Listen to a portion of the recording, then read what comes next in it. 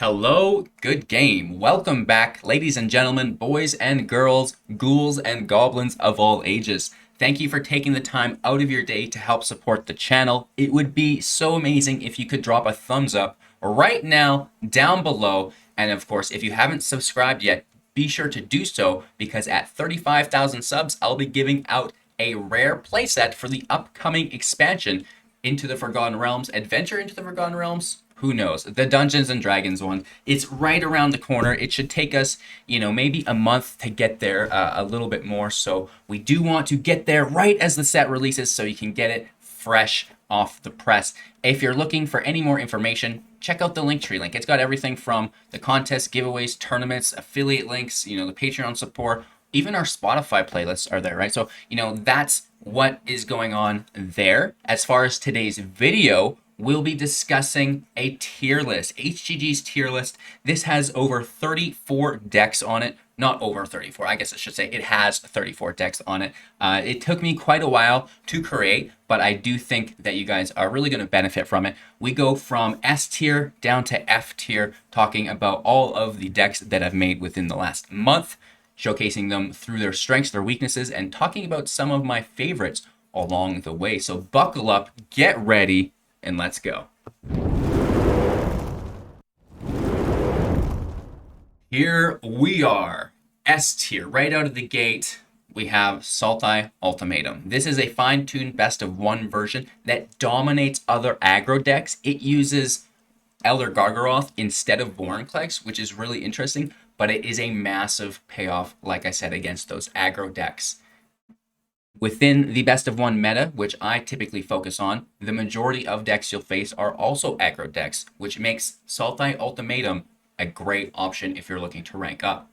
Moving forward, something a little bit easier to pilot than the control deck is the Boros Winota, right? Turn 1, turn 2, turn 3, non-humans, turn 4, Winota, Blade Historian, Kenrith, the whole spiel is there. You even have Elite Spellbinder, which is one of my favorite cards. So Winota is an incredibly easy deck to play. It's incredibly straightforward, and it's incredibly powerful, which is really quite a bit of fun. We have a few bannable cards within the meta, and Winota is, in my opinion, definitely one of them. One of my favorites, though, mono white aggro. Not only do you get Elite Spellbinder, but you also get Skyclave Apparition. That turn 3 disruption is massive, plus you get a creature. So I absolutely love mono white aggro. Quick and easy wins. It's my personal favorite of the S tier decks. And of course, finally, we have mono red aggro. Much like Winota being a concede card or a bannable card, Embercleave is still putting in work from day one from Eldraine, which is a lot of fun. I'm excited to see where Mono Red goes within the new D&D set coming up, and then that'll give us a good idea of what it'll look like post-rotation, which I'm super excited for. Moving now down to our A-tier decks, we have Triple Dragon. This is Temur Dragons. Sprite Dragon, Galazeth, and the Goldspan are all in there. They're heaters, and then you've got, of course, a ton of non-creatures to get there. The command for the treasures, all of that, which is there. The Magma Opus to discard for the treasure as well, and then the huge payoff spell. I love it. This deck puts in work. Goldspan Dragon is just such a freaking boss, right? Moving on, we have what I would call the ultimate starter deck. And this is an upgraded version, mind you. If you are, new to the game, you can't really afford any of these decks with your wildcard collection yet. Don't worry. Check out the free-to-play playlist. I have a ton of decks with 0 rares, 0 mythics that will treat your wildcard collection right. And this is an upgraded version. It is Jeskai cycling, using the Ironcrag Pyromancer to deal 3 damage whenever you draw your second card each turn. You also have Improbable Alliance, right? Making you those 1/1 fairies with flying, which is really cool. In addition to the normal free-to-play deck, which is, cycle, Zenith Flare, you're dead. So this deck is, massively used within the meta by the free-to-play community, and this is a perfect upgrade if you do have a couple of rare wildcards to spend. Moving on, we've got one of my favorite homebrew decks, Chomp Chomp. This is version 6. It's something that I've been working with for a long time. Abzan Control, You've got Polkranos in there, you've got Liliana in there. Just putting in mass amounts of work. Literally, it's removal tribal, right? Anything touches play, remove. One of my favorite removals will be Mythos of Aluna. One of my favorite new removals that are in the deck will be Baleful Mastery. Exile target creature or planeswalker for 4 mana at instant speed, or you can cast it for 2, but then your opponent gets to draw that card through the student loan cost, right? Which is a lot of fun. So I really like Chomp Chomp. It is a heavy deck if you are just sick of the meta and you want to remove everything in sight. Moving forward, we have the new Gruul deck. Now, this isn't the tier 1 Gruul that we seen last month. I didn't actually showcase that deck personally, so I couldn't add it to my list. And I think that deck could easily fill this position. The difference between that deck and this deck is that one uses Jasperius Sentinel and Magda the Outborn or Outlaw. I don't know, the dwarf that makes treasures when it taps, right? Or whenever any dwarf taps, mind you. So they're ramping into Goldspan Dragon really quick. We are using the learn ability to just overpower our opponents. We have Gnarled Professor, ETB Learn. We have it's not Rekindling Phoenix. Oh, something Phoenix. I don't even know. It's not Refreshing Phoenix. Retriever Phoenix. That's it. See, I get there eventually. Which is an ETB learn as well, right? So we've got the Henge, just all creatures. You have the adventure baseline within that, Edgewell Innkeeper for the draw and all that goodness. So, the deck really pops off, and the amount of creatures, or I should say phoenixes, that you can replay from the grave is pretty crazy. I really like it. Moving on, we have, one of my most successful decks this set, which is the Grixis Dragon Reanimator. Velomachus is such a beast. So we're using blue, black, and red to mill Velomachus. We're utilizing Unbreakable Bond or Rise the Tide, which is a Reanimator spell, bringing it back to play. Also milling, other goodies like Coma, Ruin Demon, Massacre Worm, like anything you want, really. And then, of course, we have other recursion spells. Velomachus allows us to play those for free. Boom, 2 creatures in play, which is just, it's so deadly. It's so good. I love the Grixis Dragon Reanimator. Those are all of our A tier decks, and honestly, my favorite among them has to be Triple Dragon. I think it is the most consistent. However, the Dragon Reanimator gets me too because, that's like it's just fun. I love bringing a big dragon back to the field turn 4 and then bringing a Coma back in play in that same turn, right? So there's a lot of fun things that you can do there. Moving forward to the B tier decks, we have Big Huge Ramp. This is probably the most perfected version of the deck that you'll see, at least on my channel, right? Utilizing massive ramps, Emergent Sequence, Cultivate, getting into the Giant Tribal. We have Thrix, which is really cool. We have Beanstalk Giant, and then finally Cyclone Summoner, topping it off with Allrun's Epiphany. Brazen Borrowers are in there as well for a little bit of flying damage, but just ramp in, bounce everything your opponent has, take a double turn, none of your giants get bounced, and you get to hit for a big amount of damage. So I really like that variant of the Quandrix Giants deck. Moving on, we have a new secret sauce, and this is just Grixis Control. This is not a Reanimator. There's no dragons here. It's just remove, and now I cast my Magma Opus for a big chunk of damage and near lethal, right? So I absolutely love it. It works great. And it's kind of similar to Chomp Chomp, in my opinion, where it's like, okay, I'm kind of fed up with the meta. I still want to play something new, but I don't want to just get walked on by aggro decks. And, Draconic Intervention is just one of the things within the deck that are going to save you. Moving on, we have ETB Creature Overload. This is a Naya Creatures deck. Very similar to the Gruul version that was in the A tier. However, we're adding white to the deck. And this is pretty cool. We get the Professor within that, which is a 2 CMC ETB Learn creature, which again just accelerates the Phoenix for us, right? We can pull anything from our sideboard that has a lesson as well, which is really cool. So I like this deck a lot.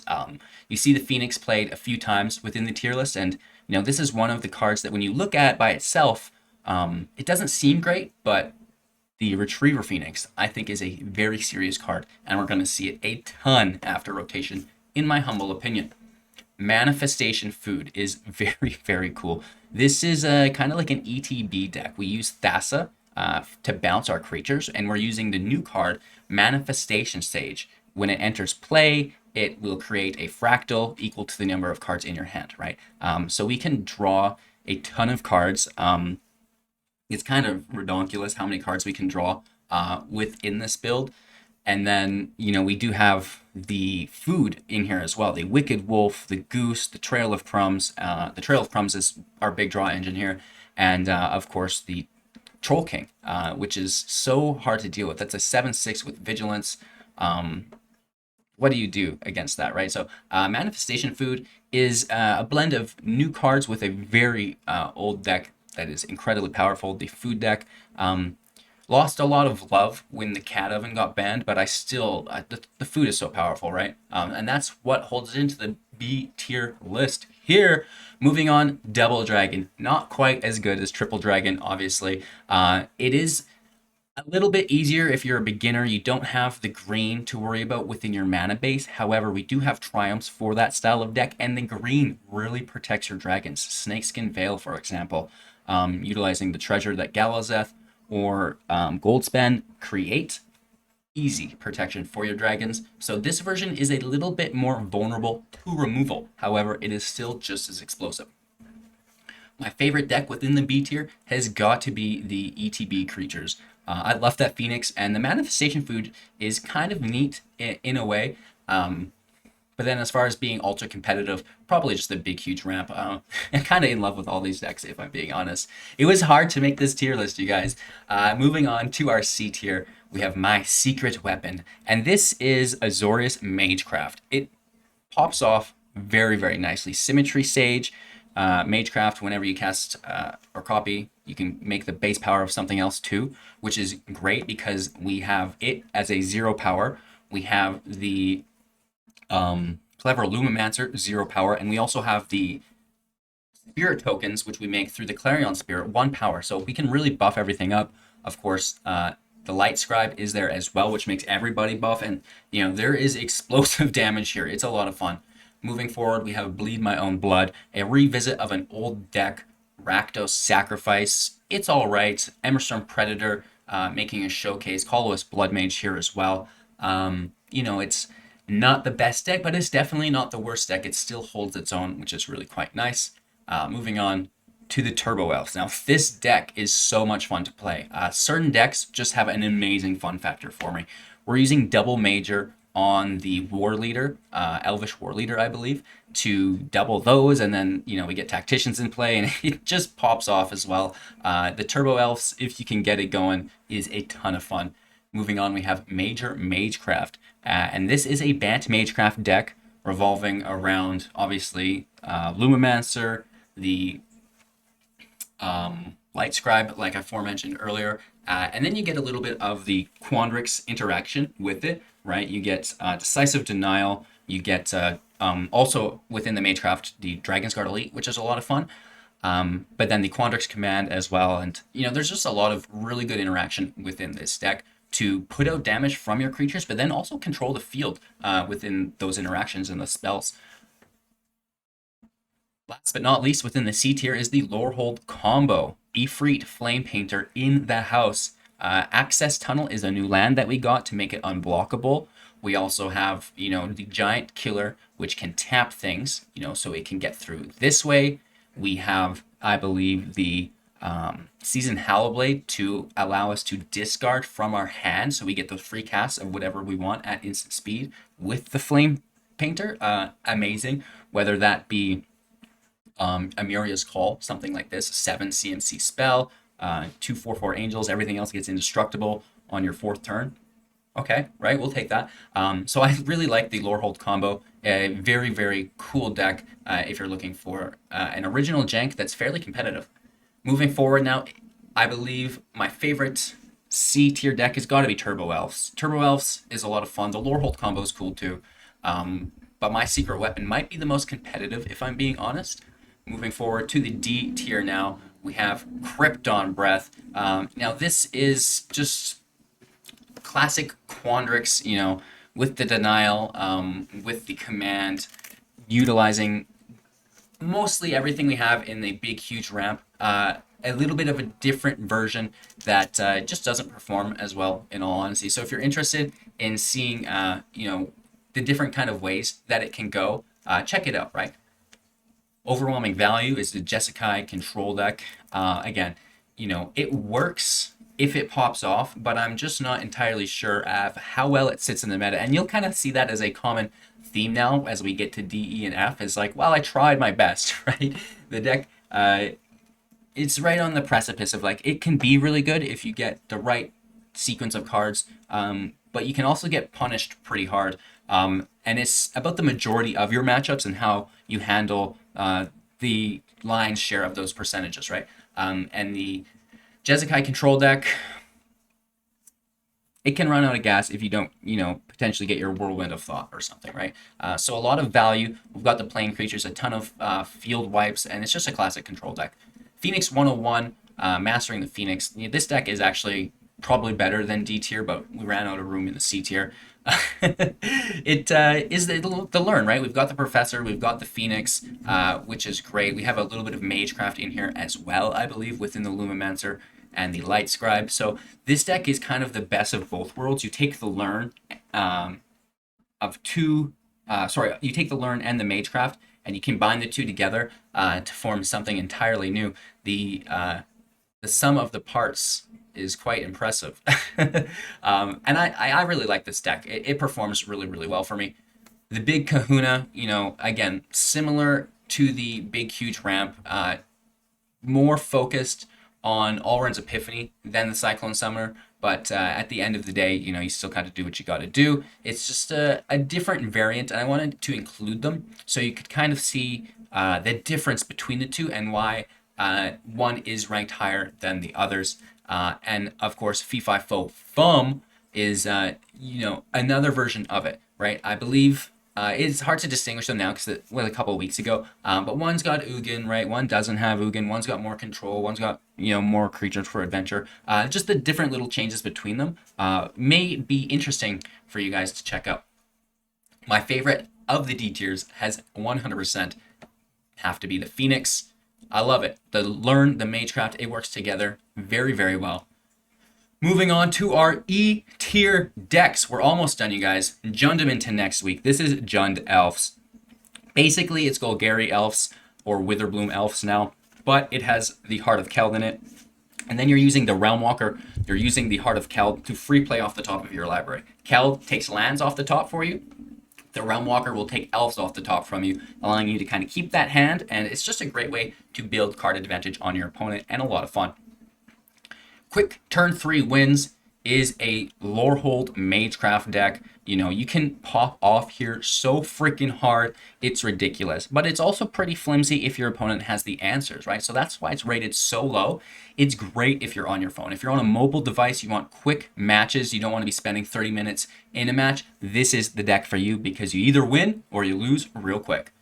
Strixhaven Graduation is a Selesnya counters deck.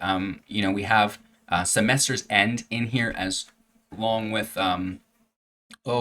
what is it?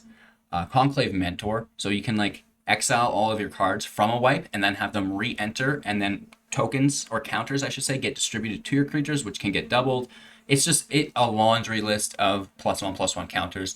The deck is a lot of fun if it pops off, and it's actually getting better within the competitive scene because of cards like Semester's End that can protect it from, the extinction events, the draconic interventions, the shadows verdicts. There's just so many terrible scenarios that can haunt you within that deck that now you've got a chance to survive, which is a lot of fun.